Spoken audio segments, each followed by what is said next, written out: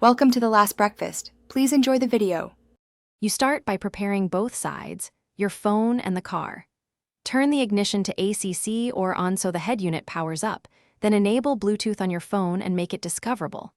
Once done, press the home button on the Qashqai's display, open settings, choose Bluetooth, and select Add New Device.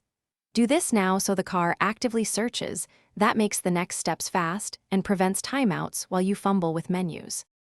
Next, pick the Nissan listing that appears on your phone. Names usually show as Nissan followed by digits. When the unit and phone display the same PIN, confirm on both devices. This authenticates the connection and prevents accidental pairing. After pairing, make sure you grant phone book and media permissions so contacts, call audio, and music work. Once granted, the system may ask to set the device as primary for automatic reconnect, except if this is your usual phone. Finish by testing. Place a short phone call and play audio to confirm the microphone, caller volume, and music streaming. Make sure the phone is set as primary or auto reconnect in Bluetooth settings so it connects automatically next time. If the system won't pair, try one key troubleshooting tip.